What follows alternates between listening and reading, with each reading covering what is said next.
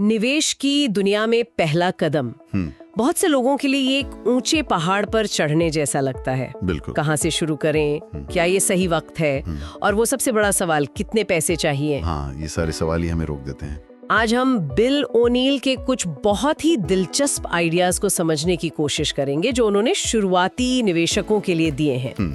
देखते हैं कि इन दस्तावेजों से हम एक नए निवेशक के लिए एक प्रैक्टिकल रोड मैप बना सकते हैं या नहीं। चलिए देखते हैं। तो इस पहाड़ पर चढ़ने का पहला कदम, सबसे बड़ा डर यही होता है कि निवेश शुरू करने का सही समय क्या है। सही, कहीं बाजार बहुत ऊपर तो नहीं है। हाँ, कहीं मैं गलत समय पर घुसकर अपने पैसे गवा तो नहीं दूंगी। और यही डर ज्यादातर लोगों को बाजार से बाहर रखता है।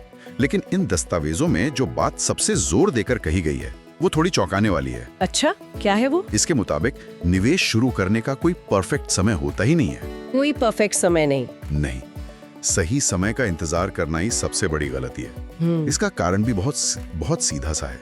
निवेश एक स्किल है, कोई लॉटरी नहीं। एक हुनर है। बिल्कुल। और किसी भी हुनर को सीखने में वक्त लगता है।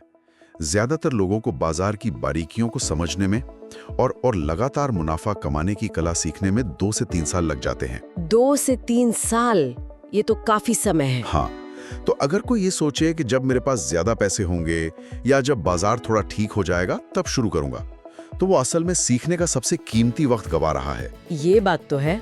मतलब आप इंतजार करके कोई होशियारी नहीं कर रहे, बल्कि अपना सीखने का ही समय कम कर रहे हैं। एग्जैक्टली। लेकिन एक सवाल आता है मन में, अगर मुझे कुछ भी नहीं पता तो क्या सीधे कूद पड़ना बेवकूफी नहीं है? देखिए, यहाँ कूद पड़ने और शुरुआत करने में एक बहुत बड़ा फर्क है। अच्छा। कोई ये नहीं कह रहा कि अपनी सारी जमा पूंजी दांव पर लगा दो। बात हो रही है एक छोटी सी शुरुआत करने की, ताकि आप खेल के नियम खेल के मैदान पर सीखे, बाहर बैठकर नहीं। तैयारी और सीखने की नीयत के साथ शुरुआत करना ज्यादा जरूरी है, न कि किसी ज्योतिषीय मुहूर्त का इंतजार करना। ठीक है, तो मान लिया इंतजार नहीं करना है, आज ही शुरू करना है, तो हमारा पहला प्रैक्टिकल कदम क्या होगा? पहला कदम, और ये सुनने में शायद बहुत बेसिक लगे, पर यह है एक ब्रोकरेज फर्म के साथ अकाउंट खोलना। अच्छा, जैसे बैंक में अकाउंट खोलते हैं वैसा ही कुछ? बिल्कुल। और यहाँ दस्तावेजों में 2 तरह के ब्रोकर्स की बात की गई है। हाँ, मैंने भी पढ़ा, एक फुल सर्विस और दूसरा डिस्काउंट ब्रोकर। सही। और नए लोगों के लिए फुल सर्विस शायद बेहतर है, क्योंकि कोई होता है जिससे सवाल पूछ सकते हैं। एग्जैक्टली। एक गाइड का होना शुरुआत में बहुत मदद करता है।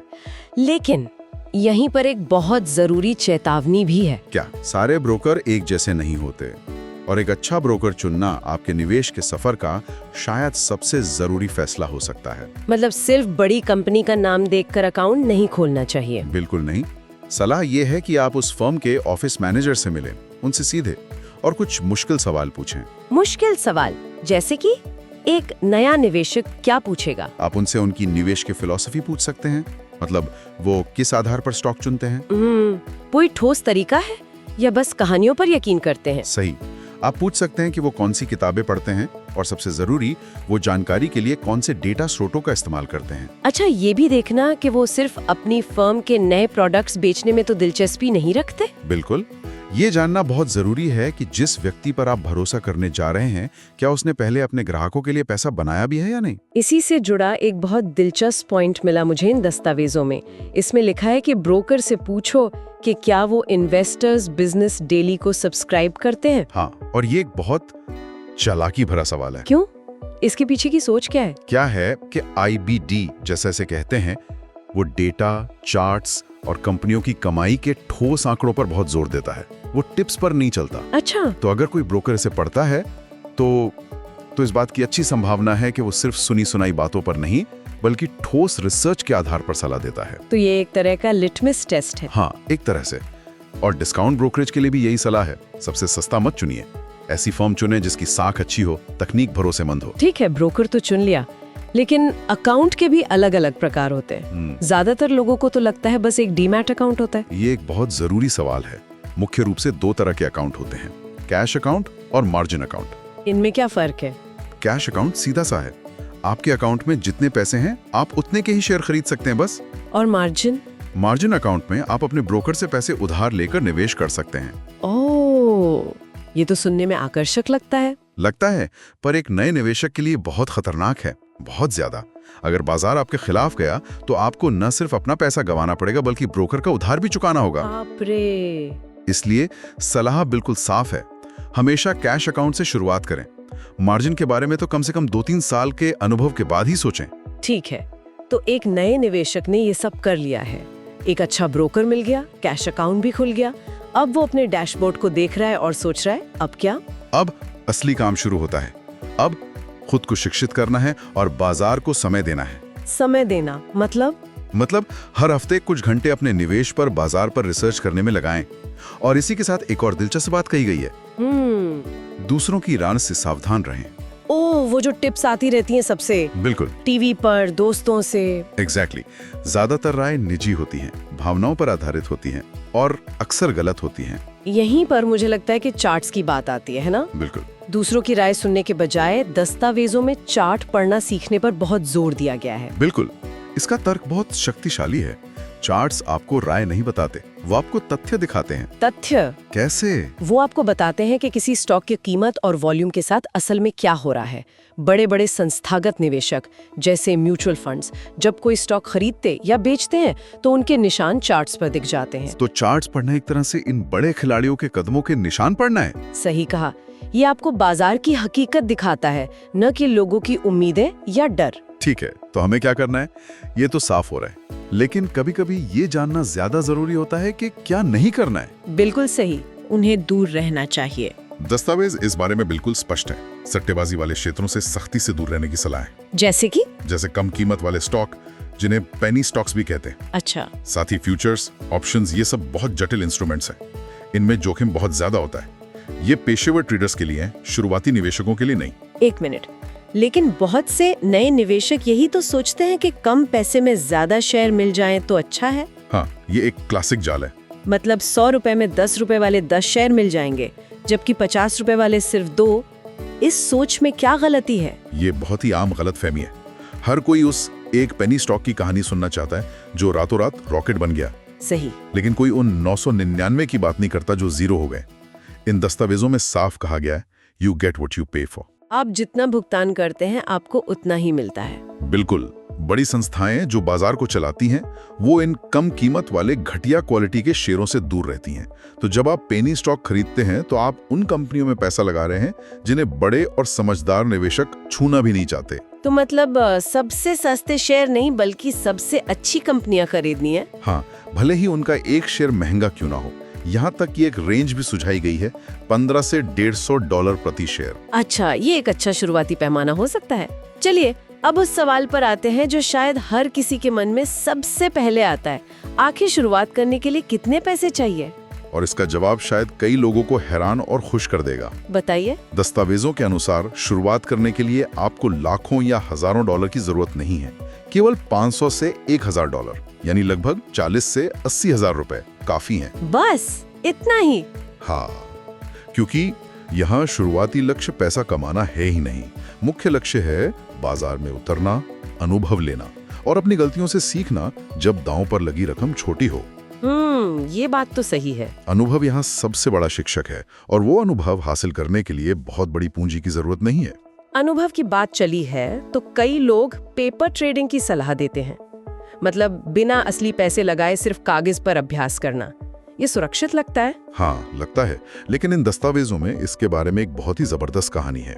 सुनाइए। दस्तावेज कहते हैं कि पेपर ट्रेडिंग और असली ट्रेडिंग में जमीन आसमान का फर्क है। क्यों? क्योंकि जब आपका मेहनत से कमाया हुआ असली पैसा दांव पर होता है तो उम्मीद, डर, लालच, घबराहट, ये सारी भावनाएं आपके फैसलों पर हावी हो जाती हैं। पेपर ट्रेडिंग में तो कोई डर नहीं होता। बिल्कुल। कहानी एक पुरानी ट्रेडर की है। एक आदमी था जो कहता था कि वो एक बेहतरीन निशानेबाज है और 100 गज की दूरी से एक छोटे से ग्लास पर गोली मार सकता है। ठीक है। उसके दोस्त ने कहा, हाँ मैं मानता हूँ, लेकिन क्या तुम ये तब भी कर सकते हो जब तुम्हारी कनपटी पर एक भरी हुई पिस्तौल रखी हो? वाह, क्या उदाहरण है। बस यही फर्क है। मतलब जब तक असली दबाव महसूस ना हो तब तक आपकी स्किल का कोई मतलब नहीं। चलिए अगले जरूरी विषय पर आते हैं। मान लीजिए किसी के पास 25-30 हजार रुपए हैं, उसे कितने स्टॉक खरीदने चाहिए? आमतौर पर तो यही सुनने में आता है कि don't put all your eggs in one basket, मतलब पैसे को फैलाओ। हाँ, यही कहा जाता है, लेकिन यहाँ की सलाह इसके बिल्कुल उल्टी है। उल्टी? यही तो इसका सबसे दिलचस्प पहलू है। इन दस्तावेजों का तर्क है कि बहुत ज्यादा डाइवर्सिफिकेशन या विविधीकरण वो औसत दर्जे के नतीजों की गारंटी है। औसत दर्जे के नतीजे?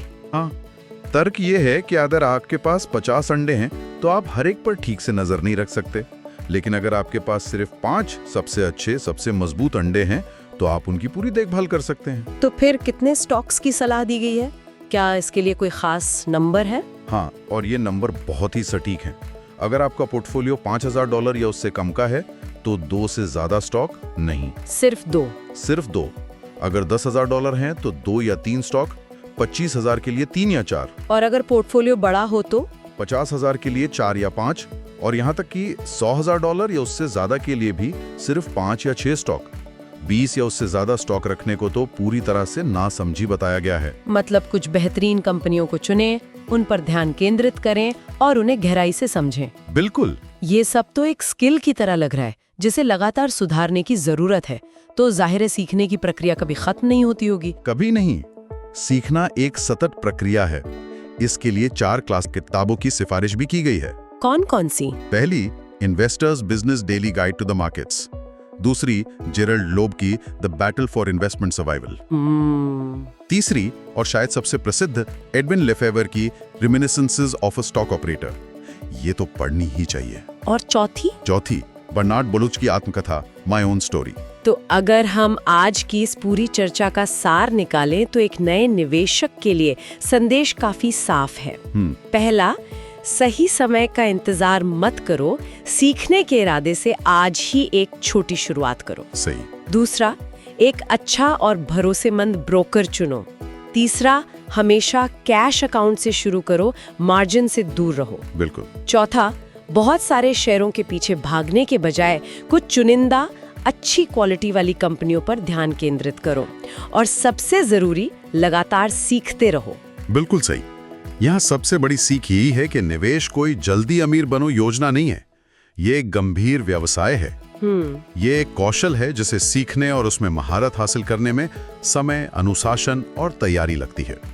गलतियां होंगी, नुकसान भी होगा, लेकिन उन गलतियों से सीखना ही आगे बढ़ने का रास्ता है। अनुभव ही सबसे बड़ा शिक्षक है। और वो अनुभव असली पैसा लगाकर ही मिलता है, चाहे वो कितना भी छोटा क्यों ना हो।